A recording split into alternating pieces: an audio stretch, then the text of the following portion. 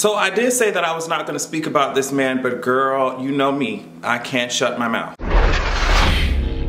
I'm the librarian, and I came to read. Before I get into it, I would of course like to thank Parkwood for sending me this cute ass hoodie. Have me looking like a highlighter, giving me mass trade realness. I'm here for it.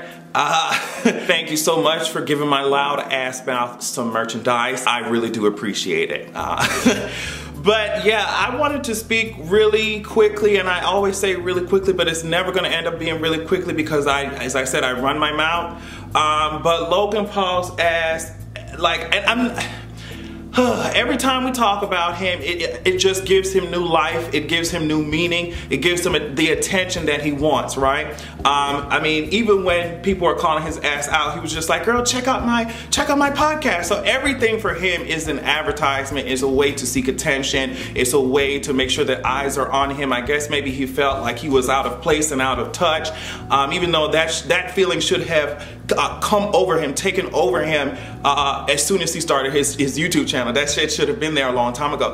But yeah, I guess he felt out of place, out of touch. Maybe not enough people were looking at him. So what he decided to do was go onto somebody's media. Now don't ask me who, you know, which station he went on, whose interview he went on, because it really doesn't matter. Because of, I guess, the amount of people who are following him, he's allowed to he's really allowed to do whatever the hell he wants. He's allowed to get up there and say the dumb shit that he says. So this time, this is the dumb shit that he says, and this comes a year after he done went in somebody's forest and saw some strange fruit and decided to fucking record that shit. Now, if you caught that shit, you a real one, okay? But yeah, he saw some strange fruit hanging off the fucking poppy trees, and he decided to fucking, oh girl, I'm just gonna record this shit, and oh, there's nothing wrong with it. So yeah, so Logan Paul, as a year after he did that stupid shit, he went onto people's media talking about, oh well girl, I'm just going to be gay for a month. I'm going to just turn gay for a month. And I said, like, I'm so tired of this shit, and it's not, and the reason why I'm making this video is to address the problem as a whole, because it's not just Logan Paul, okay? And that's why, you know, I'm trying to just use him as an example, not talk about his ass too much, even though he annoys the shit out of me. And if we're talking about LGBT people, you know, there's so many people who are out there dying by suicide. They have self-harm, they've been kicked out of their homes, they've been ostracized, you know what I mean? And this man is just making light of that shit. Oh girl, we're just gonna go gay. Like, girl, you know, and it kind of does make sense, because straight people are always the ones talking about being gay is a choice, being gay is a choice. So I guess they feel like they can just wake up one day and experiment with this shit. Like we're some cartoon characters, bitch, or like we're a costume. They just put our asses on, and it's just like, oh well, girl, yeah, that's it, girl. We're gay now, girl. Sit your ass down. You haven't been delivered, and I've asked DHS, UPS, I've asked USPS. And sweetie, you haven't been delivered to homosexuality. And I promise you that, girl, if you try to sit with us, there's no room. The car is full, the bus is full. You know what I mean? Y'all didn't want us faggots to be existing in the first place. And now y'all want to hop on the bus. Now y'all want to hop on the dick bus. Girl, sit your ass down. You know what I mean? Sit your ass down. I'm so sick and tired of that shit. But the reason I'm making this video, as I said, it's not just Logan Paul. I'm using him as an example. It's a lot of these big ass creators who are sitting on top of the world, and they're making it so difficult for smaller creators to even get their shit seen. For me, it doesn't make any sense for all these smaller creators to be doing so much work. And I don't know, maybe to a lot of people, maybe to the audiences everywhere, being a creator or creative, period, presenting your work, creating something online and presenting it, maybe it looks a little bit easy. Maybe we make it look easy. It looks easier than it actually is. But for people to be coming out here, they really want to, you know, broadcast yourself. That's what YouTube is supposed to be about. Broadcasting yourself, creating a brand for yourself, you know, making sure that people, you know, receive your message, whatever it is, presenting your art, presenting your music on your channel. These small creators who are coming up and they working hard have to deal with the blowback that these big creators create anytime they do some dumb shit. Anytime they do some dumb shit, it's always the smaller creators who have to deal with the blowback. And what I mean by that is whenever these YouTubers say some crazy shit like that or use their YouTube channels to spread dumbass messages around the internet, it's YouTube come down like she ain't never seen no shit like this before. Like she didn't know that she had to create guidelines. And it's not just YouTube. It's a lot of platforms who want to protect, I guess, whatever the fuck they trying to, they stakeholders, I guess. Let's just be real about that. They fucking board of directors. So yeah, so anytime big creators do some dumb shit, use their accounts to spread stupid shit across the internet, here comes the fucking platform. Oh, well, girl, what are y'all doing down here? What are y'all doing down here? I can't believe that y'all would say this type of shit for our, you know, in front of our advertisers like this.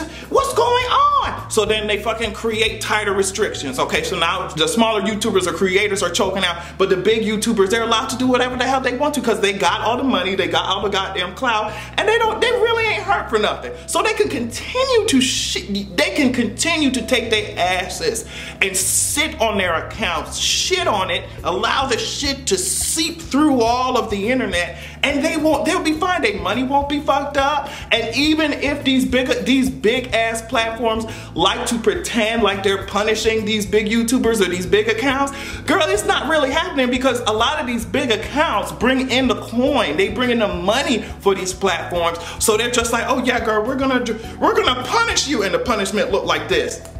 Girl, sit your ass down. The punishment look like a whole ass slap on the wrist. We're gonna punish him. I promise you, girl. They take your shit out of the algorithm for 2 fucking months, and then the next month we see your ass in the recommended. So, girl, you're literally the bigger accounts, the bigger creators are making things so difficult for the smaller ones. But what happens is they don't have to face any of the repercussions. They don't have to face, and even if they do, they making so much money from here, from there, that taking out one piece of their fucking income flow don't even matter to their ass. And then so what's gonna happen is that since they ain't really facing no type of repercussion for nothing that they're doing, they ain't facing no consequence, they're gonna keep doing the same bullshit over and over and over. And I'm sick and tired of that shit. And it's like you can't even cancel these hoes because they have so many fans, so many idiots in their goddamn audience who are allowing them, who are enabling them, who are, you know, just, girl,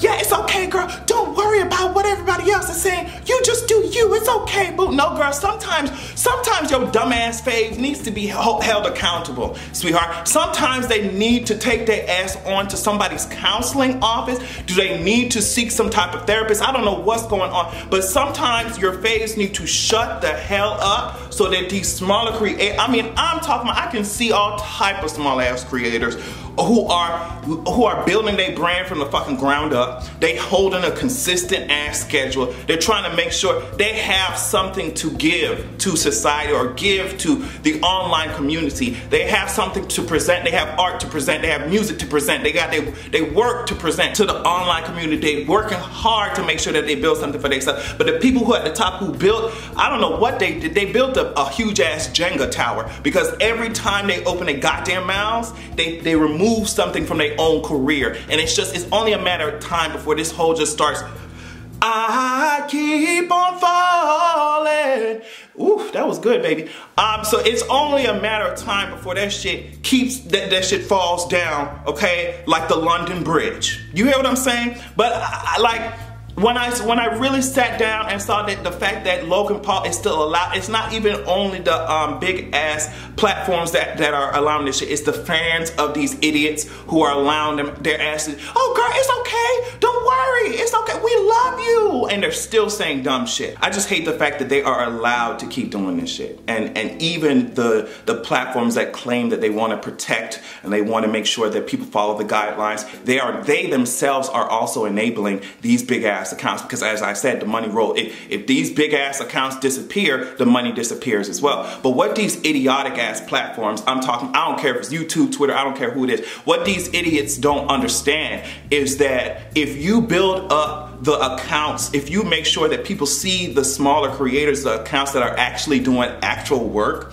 the accounts that actually have a professional spirit, the accounts that actually are working hard, the accounts that don't say stupid, offensive shit all the time, if you actually built up those accounts, put their asses in the algorithm so people can actually see them shits in the recommended, if you actually promoted those type of accounts, you wouldn't have so many problems. Okay, you would have these smaller accounts, these smaller creators will grow into bigger ones, and they would be, I guess, safer for your brand than these idiots walking around, not just Logan Paul, we got all these idiots at the top, you know what I mean, walking around just ruining y'all platform. If you would build up the smaller creators who are actually doing the goddamn work, you wouldn't have to release a fucking notepad press release, you know what I mean, notes press release every 10 goddamn seconds. You know what I mean? Get it together. I'm so tired. To me, it's common sense at this point, but it seems like a lot of like whole ass CEOs don't understand that shit.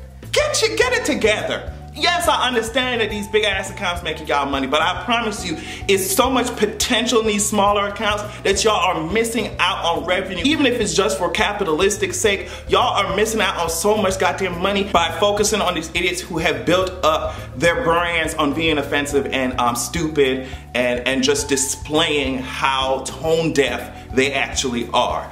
So I don't know what to tell y'all. If you all would just look at this with a sense of cognition, with a sense of mental capacity, maybe the outcome would be a little bit different, and maybe some of these smaller ass creators would not be struggling because of, or would not be choked out by these dumbass rules because of the idiots that you all keep pushing in our fucking faces, okay? Now that's all I have to say on that, and hopefully some of y'all can have a good goddamn evening and leave the LGBT community alone, god damn.